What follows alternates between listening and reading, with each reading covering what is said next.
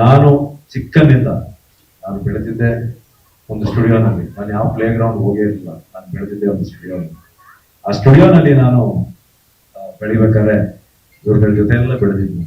Sundar uncle, Pramila Joshi, Nagaraj sir, Chandru sir, ಪ್ರತಿಯೊಬ್ಬರ ಜೊತೆ ಬೆಳೆದು ಇವತ್ತು ಈ ಸ್ಟೇಜ್ ಮೇಲೆ ನನಗೆ ಆಶೀರ್ವಾದ ಮಾಡಕ್ ಬಂದಿದ್ದಾರೆ. ಅದು ನನ್ನ ಪುಣ್ಯ. ಸೊ ಮತ್ತೊಮ್ಮೆ ತಮ್ಮೆಲ್ಲರಿಗೂ ತುಂಬಾ ಧನ್ಯವಾದಗಳು. ಎರಡನೇದಾಗಿ ನಾನು ಮೊದಲನೇ ಅಂದ್ರೆ ಧನ್ಯವಾದಗಳನ್ನ ತಿಳಿಸ್ಬೇಕು ಅಂತ ನನ್ನ ಆಸೆ. ನನ್ನ ಅನ್ನದಾತರು, ನನ್ನ ನಿರ್ಮಾಪಕರು ಮಂಜಣ್ಣನಿಗೆ ತುಂಬ ಹೃದಯದ ಧನ್ಯವಾದಗಳು. ಯಾಕೆಂದ್ರೆ ಇಷ್ಟು ದೊಡ್ಡ ಸಿನಿಮಾ, ಇಷ್ಟು ದೊಡ್ಡ ಕ್ಯಾನ್ವಾಸ್, ನಾನು ಒಬ್ಬನೇ ಅಂತಲ್ಲ, ನನ್ನ ಜೊತೆ ನೀವು ಇಲ್ಲಿ ನೋಡ್ತಾ ಇದ್ದೀವಿ, ಇನ್ನೂ ಕೆಲಷ್ಟು ಜನ ಬರಕ್ ಆಗಿಲ್ಲ. ಇವತ್ತು ಅವರು ಎಲ್ಲ ಶೂಟಿಂಗ್ ಅಲ್ಲಿ ಬಿಸಿ ಇದ್ರು. ಇವನ್ನೆಲ್ಲ ಹಾಕೊಂಡು ಇಷ್ಟು ದೊಡ್ಡ ಸಿನಿಮಾನ ಮಾಡೋದಕ್ಕೆ, ಹಾಗೆ ಅವ್ರ ಜೊತೆ ನಿಂತ್ಕೊಂಡಂತ ಅವ್ರ ಗೆಳೆಯ ರವಿ ಸರ್ಗೆ ನನ್ನ ತುಂಬುರಿದ ಧನ್ಯವಾದಗಳು ಸರ್. Manjanna, thank you. ಯಾಕೆಂದ್ರೆ ಇವತ್ತು ಒಂದು ನಿಜಾನ ಹೇಳ್ತೀನಿ, ಬಹಳಷ್ಟು ಜನ ಈ ಸಿನಿಮಾನ ನಿಲ್ಸೋದಕ್ಕೆ ಟ್ರೈ ಮಾಡೋದು. ಮಂಜಣ್ಣನಿಗೆ ಯಾಕೆ ಮಾಡಕ್ ಹೋಗ್ತೀಯಾ, ಇವಾಗ ಯಾವ್ದು ಕಲೆಕ್ಷನ್ಗಳು ಬರಲ್ಲ, ಯಾವ ಹೀರೋದು ಸಿನಿಮಾ ನಡೀತಾ ಇಲ್ಲ ಅಂತ. ಬಟ್ ಅವ್ರು ಯಾವ್ದಕ್ಕೂ ಜಗಲಿಲ್ಲ, ಯಾವ್ದಕ್ಕೂ ಕೂಗಲಿಲ್ಲ. ಇವತ್ತು ಸಿನಿಮಾ ಏಪ್ರಿಲ್ 10ಕ್ಕೆ ತೆರೆ ಕಾಣ್ತಾ ಇದೆ ಅಂದ್ರೆ ಅದಕ್ಕೆ ಒನ್ ಅಂಡ್ ಓನ್ಲಿ ಕಾರಣನೇ ನಮ್ಮ ನಿರ್ಮಾಪಕರು, ನನ್ನ ಅನ್ನದಾತರು. ಅವರಿಗೆ ಫಸ್ಟ್ ಥ್ಯಾಂಕ್ಸ್ ಹೇಳಬೇಕು. ಎರಡನೇದಾಗಿ ನನ್ನ ನಿರ್ದೇಶಕ ರಂಜನ್, ದಯವಿಟ್ಟು ನನ್ನ ನಿರ್ದೇಶಕ. ಬಹಳಷ್ಟು ಜನ ನನ್ನ ಸಿನಿಮಾ ಟೆರರ್ ಸ್ಟಾರ್ಟ್ ಆಗ್ಬೇಕಾದ್ರೆ ಇವ್ರಿಗೆ ಬಹಳಷ್ಟು ಜನ ತಲೆ ತುಂಬಿದ್ರು, ಬೇಡ ಇನ್ ಕೆಲವು ಹೀರೋಗಳನ್ನ ಹೆಸರು ಹೇಳಿ ಅವ್ರನ್ನ ಹಾಕೋಬಿಡಿ, ಇವ್ರನ್ನ ಹಾಕೋಬಿಡಿ ಅಂತ. But right from the beginning, script ಇಂದ ಹಿಡಿದು ಇವತ್ತು ರಿಲೀಸ್ ವರೆಗೆ ನನ್ನ ಮೇಲೆ ನಂಬಿಕೆ ಇಟ್ಟಂತ ನನ್ನ ನಿರ್ದೇಶಕರಿಗೆ ನಾನು ಎರಡನೇದ ಧನ್ಯವಾದಗಳನ್ನ ಹೇಳೋದಕ್ಕೆ ಇಷ್ಟಪಡ್ತೀನಿ. Because he believed in me and today you see it on screen. So thank you so much, thank you sir. ಮೂರನೇದಾಗಿ ನನ್ನ ಸಿನಿಮಾದ ಹೀರೋಗಳಿಬ್ರು, ನಾನಲ್ಲ ಹೀರೋ, ನಾನು ಕಿಟ್ಟಿ ಅಲ್ಲ ಹೀರೋ ಪಿಕ್ಚರ್. ಇದಕ್ಕೆ ಹೀರೋ ನನ್ನ ನೆಚ್ಚಿನ ಡಾಕ್ಟರ್ ಬಿ ನಾಗೇಂದ್ರ ಸರ್, ಹಾಗೆ ನಮ್ಮ ಹರ್ಷವರ್ಧನ್ ಮ್ಯೂಸಿಕ್ ಡೈರೆಕ್ಟರ್. ಯಾಕೆಂದ್ರೆ ಇವತ್ತು ಲಿರಿಕ್ಸ್ ನೀವು ನೋಡ್ತಾ ಇದ್ದೀರಲ್ಲ, ಇನ್ನೊಂದು ನನಗೆ ನನ್ನ ನಿರ್ದೇಶಕರು ಸೂಪರ್ ಹೀರೋ ಅನ್ನೋ ಒಂದು ಬಿರುದನ್ನ ಕೊಟ್ಟರು, ನೀವೆಲ್ಲ ನೋಡಿದ್ರಿ. Thank you sir. ಅದನ್ನ ಯಾವ ಕಡೆಯಿಂದ ಸೂಪರ್ ಹೀರೋ ಗೊತ್ತಿಲ್ಲ, ಬಟ್ ಥ್ಯಾಂಕ್ ಯು ನನಗೆ ಬಿರುದು ಕೊಟ್ಟಿದ್ದಕ್ಕೆ. ಇನ್ನೊಬ್ರು ಹ್ಯಾಂಡ್ಸಮ್ ತರುಣ ಅಂತ, ಥ್ಯಾಂಕ್ ಯು ಸರ್. ನನ್ನಷ್ಟೇ ಹ್ಯಾಂಡ್ಸಮ್ ಇನ್ನೂ ತುಂಬಾ ಜನ ಇದ್ದಾರೆ, ಬಟ್ ನಿಮಗೆ ನೀವು ನನಗೆ ಹ್ಯಾಂಡ್ಸಮ್ ತರುಣ ಅಂತ ಹೇಳಿದ್ದಕ್ಕೆ thank you very much. So ನೀವು ನೋಡ್ತಿರೋ ಹಾಗೆ ರಾವಣ ಸಾಂಗ್ ಇರ್ಬೋದು, ಬೊಂಬೆ ಇರ್ಬೋದು, ಶಿವನ್ ಸಾಂಗ್ ಇರ್ಬೋದು, ತಿರುಗೋ ಭೂಮಿ ಸಾಂಗ್ ಇರ್ಬೋದು, ಪ್ರತಿಯೊಂದು ಸಾಂಗು ಇವತ್ತು ಬಹಳಷ್ಟು ಜನಕ್ಕೆ ಇಷ್ಟ ಆಗಿದೆ. ತುಂಬಾ ಬೊಂಬೆ ಇಲ್ಲೇ ಇದ್ದಾರೆ, ನಮ್ಮ ಬೊಂಬೆ ಇಲ್ಲೇ ಇದ್ದಾರೆ. ಅವ್ರ ಸಾಂಗ್ ತುಂಬಾ ವೈರಲ್ ಆಗಿದೆ. ಸೊ ನನ್ನ ಸಿನಿಮಾದಲ್ಲಿ ನನ್ನ ನಿರ್ದೇಶಕದ ನೆಕ್ಸ್ಟ್ ನಮ್ಮ ಲಿರಿಕ್ಸ್ ಮತ್ತೆ ಮ್ಯೂಸಿಕ್ ಡೈರೆಕ್ಟರ್ ನನ್ನ ಹೀರೋಗಳು. ನೆಕ್ಸ್ಟ್ ಹೇಳ್ಬೇಕು ಅಂದ್ರೆ ನನ್ನ ಗೆಳೆಯ ಕಿಟ್ಟಿ. ನಿಮ್ಗೆಲ್ಲ ಗೊತ್ತಿರೋ ಹಾಗೆ is a very busy actor. ಅವರು ಸಿನಿಮಾಗಳು ಮಾಡ್ತಿದ್ದಾರೆ. ನಾನು ಈ ತರ ಇದೆ ಕಿಟ್ಟಪ್ಪ ಅಂತ ಹೇಳಿದಾಗ ಹಿಂದೆ ಮುಂದೆ ನೋಡಿದೆ ಚೆನ್ನಾಗಿ. ಸೊ ಆಫ್ಟರ್ 21 years ನಾವು ಮತ್ತೆ ಸ್ಕ್ರೀನ್ ಮೇಲೆ ಒಟ್ಟಿಗೆ ಬರ್ತಾ ಇದೀವಿ. ನಮ್ಮ ಗೆಳೆತನಕ್ಕೆ ಒಂದು ಚಿಕ್ಕದಾಗಿನೂ ಎಲ್ಲೂ ಯಾವುದೇ ತರದ ಒಂದು ಪ್ರಾಬ್ಲಮ್ ಆಗಿಲ್ಲ.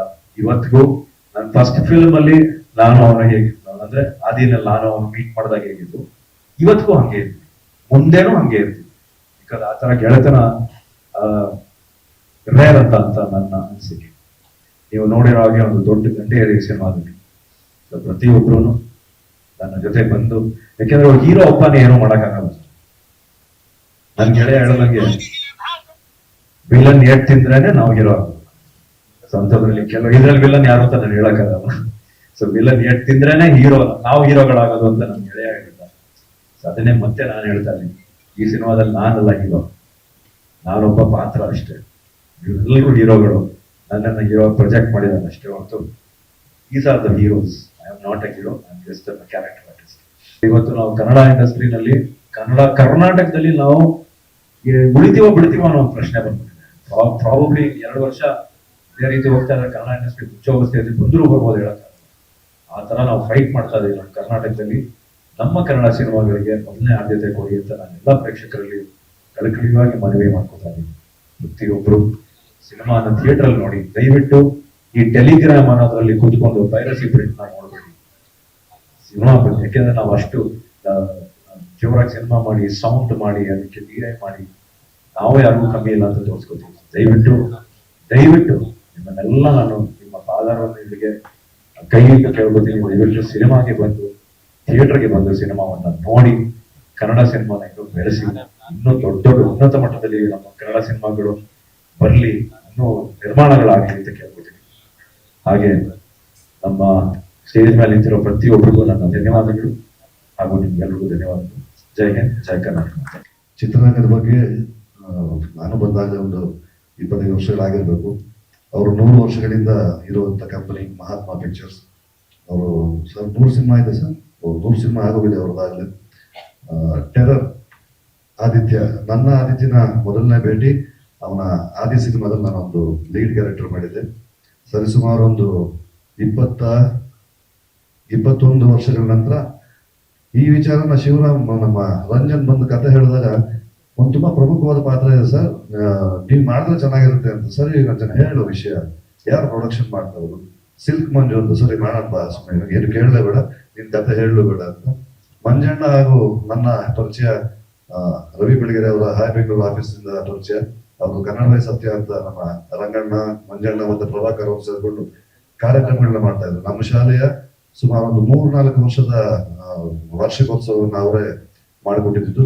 ಅದೊಂದು ಆತ್ಮೀಯತೆ ಇತ್ತು. ಈ ಸಿನಿಮಾ ನಮಗೂ ಈಗ ನಡೀತಾ ಇರೋ ವರ್ತಮಾನ ಕಾಲದಲ್ಲಿ ಎಲ್ಲರೂ ಘಟಾನುಘಟಿಗಳು ಹೇಳಿದ್ರು, ಸಿನಿಮಾದ ವಾಣಿಜ್ಯ ವ್ಯವಹಾರ ಯಾವ ರೀತಿ ಇದೆ, ಎಷ್ಟು ಭಯ ಆಗತ್ತೆ, ಎಷ್ಟು ಸಂಕಷ್ಟದಲ್ಲಿ ಸಿಗಾಕೊಂಡಿದ್ದೀವಿ ನಾವು ಅಂತ. ನಾಗೇಂದ್ರ ಪ್ರಸಾದ್ ತುಂಬಾ ಚೆನ್ನಾಗಿ ಅನಲೈಸ್ ಮಾಡೋರು, ಹಾಡುಗಳು ಎಷ್ಟು ಬರ್ತಾ ಇದಾವೆ, ಎಷ್ಟು ಹಾಡುಗಳನ್ನ ಜನ ಕೇಳ್ತಾ ಇದಾವೆ ಅಂತ. ನಮ್ಮ ಮನೆಗಳಲ್ಲೇ ನಮ್ಮ ಮಕ್ಕಳಿಗೆ ನಾವು ಕನ್ನಡನ ಕೇಳಿಸೋದನ್ನೇ ತುಂಬಾ ಕಡಿಮೆ ಮಾಡ್ಕೊಂಡ್ಬಿಟ್ಟಿದೀವಿ. ಟಿವಿಗಳಲ್ಲಿ ಅವ್ರು ಯಾವಾಗ್ಲೂ ಬೇರೆ ಬೇರೆ ಭಾಷೆ ಹಾಡುಗಳನ್ನ, ಬರೀ ಇಂಗ್ಲಿಷ್ ಹಾಡುಗಳನ್ನ ಕೇಳಕ್ ಶುರು ಮಾಡ್ಕೊಂಡ್ಬಿಟ್ಟಿದ್ದಾರೆ. ಮನೆಗಳಲ್ಲಿ ಮೊದಲು ನಾವು ನಮ್ಮ ಮಕ್ಕಳಿಗೆ ಬೆಳಿಗ್ಗೆ ಎದ್ದ ತಕ್ಷಣ ಕನ್ನಡದ ಹಾಡುಗಳನ್ನ ಕೇಳಿಸುವಂತ ಒಂದು ಸಂಸ್ಕಾರವನ್ನು, ಒಂದು ಸಂಸ್ಕೃತಿನ ಶುರು ಮಾಡಿಕೊಂಡ್ರೆ ನಮ್ಮ ನೆಲದ, ನಮ್ಮ ಮಣ್ಣಿನ, ನಮ್ಮ ಭಾಷೆಯ ಅರಿವು ಅವ್ರಿಗಾಗತ್ತೆ. ಇಲ್ಲಿ ಎಷ್ಟು ಸತ್ವ ಇದೆ ನಮ್ಮ ಭಾಷೆಯಲ್ಲಿ, ನಮ್ಮ ಸಿರಿಗನ್ನಡದಲ್ಲಿ ಎಂತ ತಾಕತ್ತಿದೆ ಅನ್ನೋದು ನಾವು ಪರಿಚಯಗೊಳಿಸ್ಬೇಕಾಗತ್ತೆ. ಈ ನಿಟ್ಟಲ್ಲಿ ಇಲ್ಲೆಲ್ಲ ಘಟಾನುಘಟಿ ಕಲಾವಿದರುಗಳಿದ್ದಾರೆ. ಬರದೇ ಇರುವಂತ ದೇವರಾಜ್ ಸರ್, ಶಶಿ ಸರ್, ಶರತ್ ರೋಹಿತಾಶ್ವ, ಕುಮಾರ್ ಬಂಗಾರಪ್ಪನವರು, ಶೋಭಿ, ಧರ್ಮ, ಅವ್ರ್ಯಾರು ಬಂದಿಲ್ಲ. ನೀವು ನೋಡ್ರಿ, ಹಾಡುಗಳನ್ನ ನೋಡ್ರಿ, ಟ್ರೈಲರ್ ನೋಡ್ರಿ, ಎಂತ ದೊಡ್ಡ ದಂಡಿದೆ ಈ ಸಿನಿಮಾದಲ್ಲಿ ಅಂತ. ಇಂಥ ಒಂದು ದೊಡ್ಡ ದಂಡನ್ನು ಕಟ್ಕೊಂಡು ಅದಕ್ಕೊಂದು ಚಂದನೆ ಕತೆ ಬರೆದಂತ ರಂಜನ್ಗೂನು, ಅವರೆಲ್ಲರ ಬೇಕು ಬೇಡಿಗಳನ್ನ ನಿರ್ವಹಿಸಿದಂತ ಮಂಜಣ್ಣನ್ಗೂನು ಸದಾ ಋಣಿಯಾಗಿರ್ತೀವಿ. ಮತ್ತೆ ಮತ್ತೆ ನಾವು ಅದನ್ನೇ ಕೇಳ್ಕೊಳ್ಳೋದು, ಮಾಧ್ಯಮದ ಮಿತ್ರರು ನಮ್ಮನ್ನ ಮೊದಲನೇದಾಗಿ ಎಲ್ಲ ನಮ್ಮ ಆಡಿಯನ್ಸ್ ಹತ್ರ ಕರ್ಕೊಂಡು ಹೋಗೋದು ನಿಮ್ ಜವಾಬ್ದಾರಿ. ದಯಮಾಡಿ ತುಂಬಾ ಚಂದನೆಯ ಸಿನಿಮಾ ಮಾಡಿದೀವಿ, ಅದನ್ನ ಜನರಿಗೆ ತಲುಪಿಸಿ ಒಂದು ಗೆಲುವು ಸಿಗುವ ಮಾಡಬೇಕು ಅಂತ ಹಾರೈಸ್ತೀನಿ. Thank you so much. ಎಲ್ಲರೂ ನಮಸ್ಕಾರ. ಲೇಟ್ ಆಗಿ ಬಂದ್ರು, ಲೇಟೆಸ್ಟ್ ಆಗಿ ಬಂದಿದ್ದೀನಿ, ದಯವಿಟ್ಟು ಕ್ಷಮಿಸಿ. ಒಂದು ಸಿನಿಮಾ ಶೂಟಿಂಗ್ ಅಲ್ಲಿ ಇದ್ದೆ. ಅವ್ರಿಗೆ ಡೇಟ್ ಕೊಡ್ಬೇಕಾದ್ರೆ ಹೇಳಿದ್ದೆ ಸಾಯಂಕಾಲ 5 ಗಂಟೆಗೆ ಬಿಡ್ಬೇಕು ಅಂತ. ಹ್ಞೂ ಸರ್ ಅಂದಿದ್ರು. ಸರಿ ಬಿಡ್ತಾರೆ ಅನ್ನೋ ನಂಬಿಕೆ ಮೇಲೆ ಹೋದೆ. ಇನ್ 1 ಶಾಟ್ ಸರ್, ಇನ್ 1 ಶಾಟ್ ಅಂತ 6:15 ತನಕ ಎಳೆದು ಬಿಟ್ರು. ಸೊ ಬರೋದು ಲೇಟ್ ಆಯ್ತು, ದಯವಿಟ್ಟು ಕ್ಷಮೆ ಇರಲಿ. ಬಟ್ ಲೇಟ್ ಆದ್ರೂ ಬರಲೇಬೇಕು ಅಂತ ಬಂದಿದ್ದು. ಯಾಕೆ ಅಂದ್ರೆ ಆದಿತ್ಯಗೋಸ್ಕರ. ಇಲ್ಲಿ ಆದಿತ್ಯ, ಓಕೆ. ನನಗೆ ಅವರ ಹುಮ್ಮಸ್ಸು, ಅವರ ಉತ್ಸಾಹ, ಅವರ ಶ್ರದ್ಧೆ, ಅವರಿಗೆ ತಾನು ಮಾಡಿರುವ ಕೆಲಸದ ಬಗ್ಗೆ ಇರ್ತಕ್ಕಂಥ ನಂಬಿಕೆ, ಇವೆಲ್ಲವೂ ಕೂಡ ನನ್ನನ್ನು ಇವತ್ತು ಇಲ್ಲಿಗೆ ಎಷ್ಟೇ ಕಷ್ಟ ಆದರೂ, ಲೇಟ್ ಆದರೂ ಪರವಾಗಿಲ್ಲ, ಬರಲೇಬೇಕು ಅಂತ ಬರೋ ಹಾಗೆ ಮಾಡಿತ್ತು.